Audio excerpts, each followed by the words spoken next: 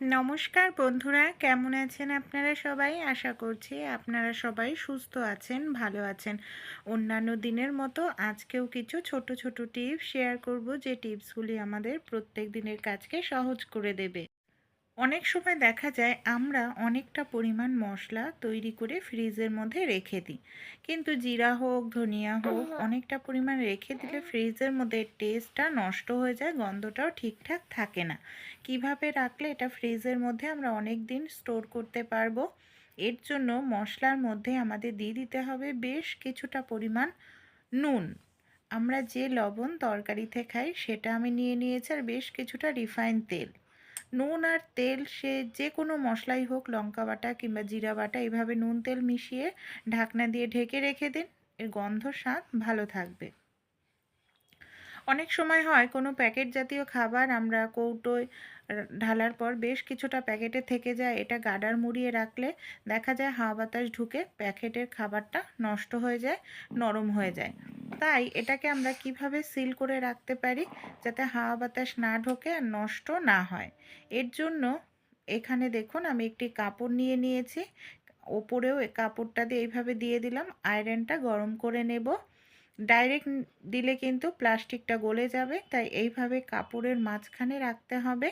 তারপর আয়রনটা প্রেস করবেন, দেখবেন এই দেখুন একেবারে সিল হয়ে গেছে, হাওয়া বাতাস ভেতরে কোনোভাবেই কিন্তু ঢুকতে পারবে না। অনেক সময় ফ্রিজের মধ্যে ভাত রেখে দিলে ভাত দেখা যায় শক্ত চালের মতো হয়ে যায়, খেতে ভালো লাগে না, আবার গ্যাসে বসাতেও অনেকটা দেখা যায় সময় লাগে। তাই একটি হটপট নিয়ে নিন, হটপটের মধ্যে আপনারা হালকা একটু গরম জল করে নিন। গ্যাসে বসালে যেটা আপনাদের 2-3 মিনিট সময় লাগবে, মানে গরম জল করতে, ওই ভাত গরম করতে, এখানে আপনারা উষ্ণ গরম জল 10-30 সেকেন্ড জলটাকে গরম করে হটপটের মধ্যে দিয়ে ভাতের বাটি বসিয়ে দিন। দেখবেন আপনাদের ভাত একেবারে গরম হয়ে যাবে, যে চাল চাল ভাব সেটা চলে যাবে। বাড়িতে ছোট বাচ্চারা থাকলে দেখা যায় ফার্নিচার, দরজায়, জানালায় এইভাবে তারা নেল পালিশ দাগ লাগিয়ে দেয়। বাচ্চাদেরকে বকাঝকা করা যায় না, আর ঘষে ঘষে তুললেও ফার্নিচার খারাপ হয়ে যায়। আমাদের প্রত্যেকের বাড়িতেই নেল রিমুভার থাকে। যদি নেল রিমুভার একান্তই না থাকে, সেন্ট বা পারফিউম তো আমরা ব্যবহার করি।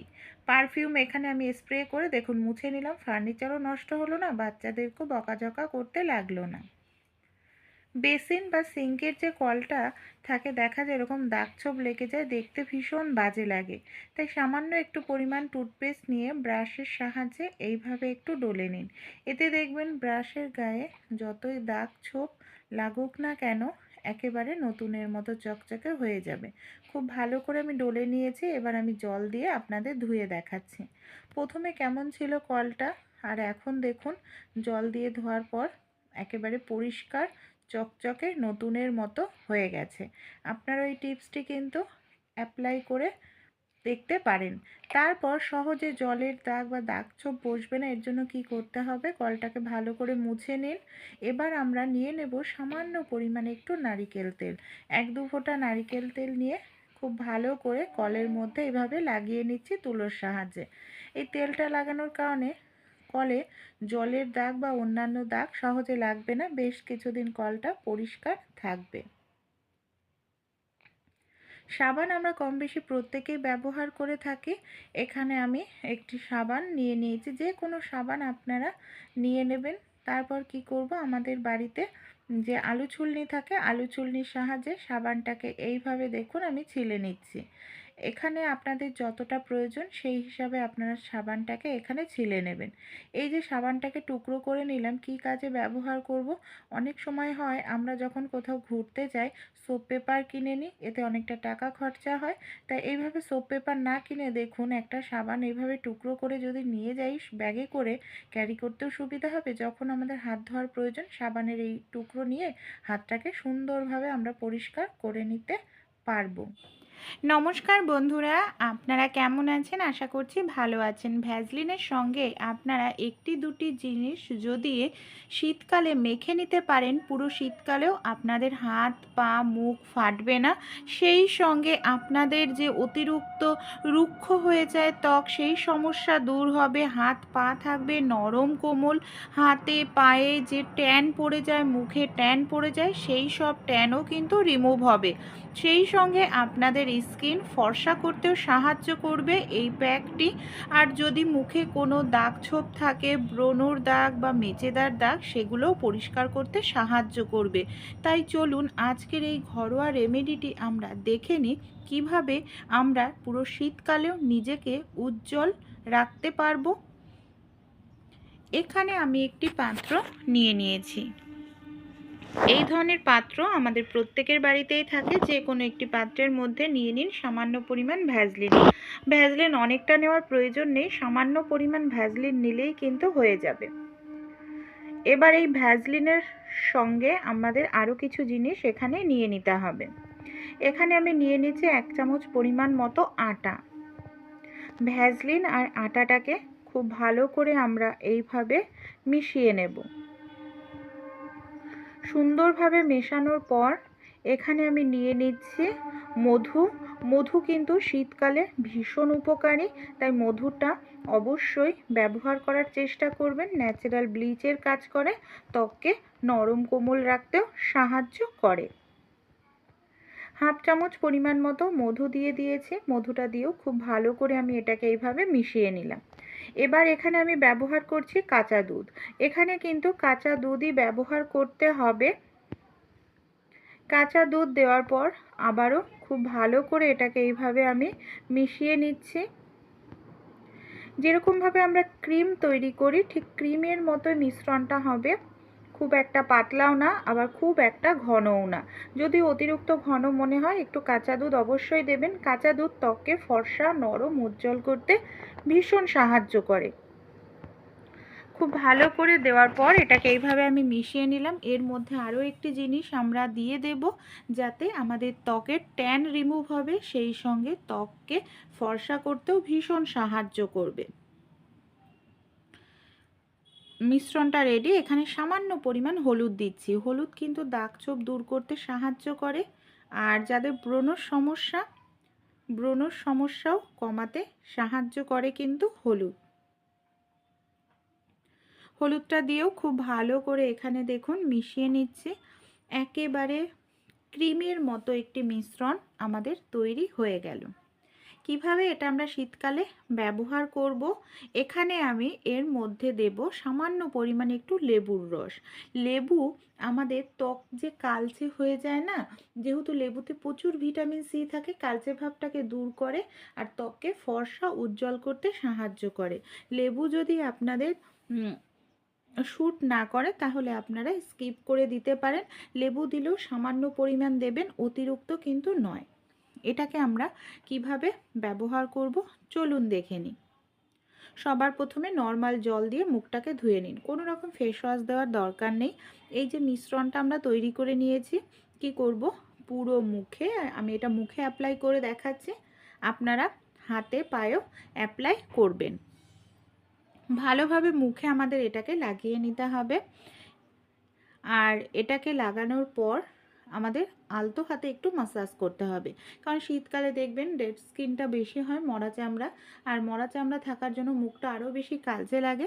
এইভাবে আলতো হাতে একটু মাসাজ করবেন, মরা চামড়াটা উঠে যাবে, ত্বকের জমে থাকা নোংরাও উঠে পরিষ্কার হবে। ধীরে ধীরে মাসাজ করার পর এটাকে আপনারা রেখে দেবেন শুকানোর জন্য 5-6 মিনিট। দেখুন 5-6 মিনিটেই শুকিয়ে গেছে। যেহেতু এখন শীতকাল, এবার আমি হাতটা ভিজিয়ে নিয়েছি, ভেজা হাতে আবারও এইভাবে একটু মাসাজ করছি। এতে কি হবে যে আমাদের মুখে অতিরিক্ত লোম থাকে না, সেই লোমটা তুলতে সাহায্য করবে। এইভাবে ডলে ডলে পরিষ্কার করার পর ভেজা একটি কাপড় দিয়ে আপনারা মুছে আমি দেখাচ্ছি আপনাদের। এই দেখুন কতটা সুন্দর পরিষ্কার হয়। একবার ব্যবহার করে দেখুন, পুরো শীতকালেও আপনাদের ত্বক থাকবে নরম কোমল, সেই সঙ্গে ত্বকের যে কালচে ভাব দূর হবে, ত্বক ফর্সা উজ্জ্বল হতে সাহায্য করবে। নর্মাল জল দিয়ে এবার মুখটাকে আমি খুব ভালো করে ধুয়ে নেব। এই দেখুন কতটা সুন্দর পরিষ্কার হয়েছে মুখটি।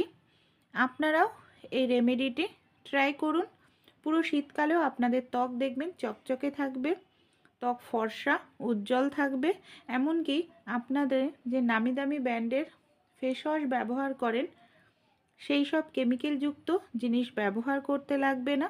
আর শীতকালে আপনাদের ফেটে যাওয়া ত্বক, হাত পা থাকবে নরম কোমল। ভালো লাগলে অবশ্যই রেমেডিটি ট্রাই করে দেখবেন। আমরা যখন বাজার থেকে এই ধরনের নতুন কাপগুলো কিনে নিয়ে আসি, এই কাপগুলো কিন্তু অনেকটাই দামি হয়, বা দেখা যায় আমরা অনেক সময় কম দামি কাপও নিয়ে আসি বাজার থেকে কিনে। সমস্যা কী হয়, কম দামি যে কাপগুলো দেখা যায় চা ঢালতে গেলে হ্যান্ডেল মানে কাপের থেকে হ্যান্ডেলটা খুলে যায়, সেক্ষেত্রে আমাদের পুরো কাপটাই নষ্ট হয়। তাই আপনারা যখন বাজার থেকে কাপ নিয়ে আসবেন এই কাজটি করবেন, এতে দেখবেন কম দামি কাপও আপনাদের অনেক দিন টেকসই হবে। এখানে একটি আমি পাত্র নিয়ে নিয়েছি, পাত্রের মধ্যে আমি কাপগুলোকে দেখুন এইভাবে গুছিয়ে নিচ্ছি। এরপর আমরা কি করব, এই কাপটাকে মানে কাপের পাত্রটাকে আমি নিয়ে নেব ফ্রিজের মধ্যে।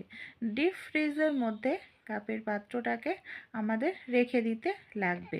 মিনিমাম 10 মিনিট মতো রেখে দিন। অবশ্যই নতুন অবস্থাতে কিন্তু করতে হবে, ব্যবহার করার পর করলে হবে না। এতে কি হবে, কাপের যে হ্যান্ডেলটা মজবুত হয়ে যাবে, অনেক দিন টেকসই হবে, সহজে আপনাদের কাপ দেখবেন ভাঙবে না। আরও একটি টিপস যেটা শেয়ার করব, কিভাবে আমরা ইলেকট্রিক বিলটা নিজেরাই কম করতে পারি। ফোন চার্জ হওয়ার পর আমরা অনেক সময় ফোন খুলে নিই, চার্জারের সুইচটা অন করে রেখে দিই। এতে কিন্তু ফোনের চার্জারের মধ্যে ইলেকট্রিকটা পৌঁছায়, ইলেকট্রিক বিলটা বেশি আসে। তাই অবশ্যই যখন আপনাদের ফোন খোলা হবে, কিংবা অনেক সময় আমরা রেগুলেটর থেকে পাখা বন্ধ করি, তাই সুইচ সবসময় অফ করবেন। এতে দেখবেন আপনাদের ইলেকট্রিক বিলটা কম আসবে। অনেক সময় ওয়াশিং মেশিন কিংবা আমরা ইন্ডাকশন ওভেন কাজবাজ করি না, তাও অন করে রেখে দিই। সব সময় কাজ না করলে সুইচ অফ করবেন, ইলেকট্রিক বিলটা কম আসবে। বাঁধাকপি অনেক সময় ঝিরিঝিরি করে কাটতে গেলে আমাদের হাত কেটে যাওয়ার সম্ভাবনা থাকে। তাই কোনো রকম ছুরি বটি ছাড়াই আমরা বাঁধাকপি একেবারে ঝিরিঝিরি করে কেটে নিতে পারি। কোনো রকম আমাদের হাত কাটবে না, এমনকি সময়ও বেঁচে যাবে। দুটি সহজ পদ্ধতি আমি শেয়ার করব, চলুন দেখে নিই। এখানে আমি নিয়ে নিয়েছি আলু ছিলনি। আলু ছিলনির সাহায্যে আমরা যদি বাঁধাকপি কাটি, একেবারে ঝিরিঝিরি করে বাঁধাকপি কেটে নিতে পারবো।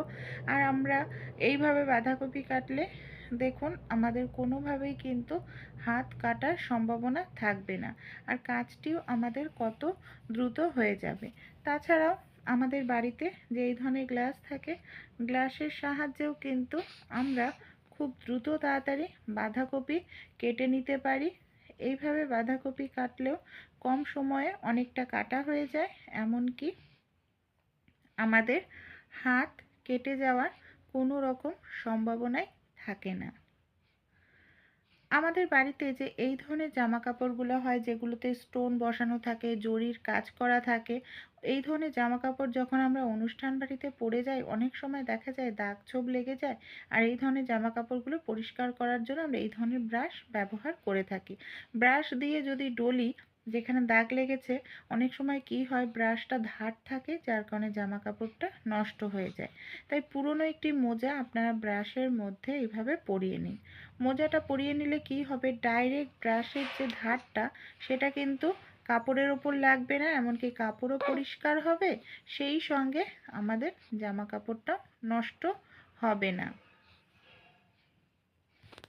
অনেক সময় আমরা সিঙ্কে কাজ করতে করতে দেখা যায় বাসনের নোংরা বা সবজির নোংরা পড়ে যায়, এমনকি মুখটা বন্ধ হয়ে যায়। আর এটা ডাইরেক্ট হাত দিতেও ঘেন্না করে। একটি বোতলের মুখের অংশ কেটে নিন, এইভাবে ওপর নিচ করতে থাকুন। এতে হাওয়া পাস হবে, আপনাদের যে জলটা আটকে রয়েছে সিঙ্কের মধ্যে, সেই জলটা দেখবেন খুব সহজেই পাস হয়ে যাবে। এমনকি সিঙ্কের সেই নোংরা জলের মধ্যে আপনাদের হাত দেওয়ারও প্রয়োজন পড়বে না। এই দেখুন, দেখতে পাচ্ছেন কত সুন্দরভাবেই পরিষ্কার হয়ে গেল।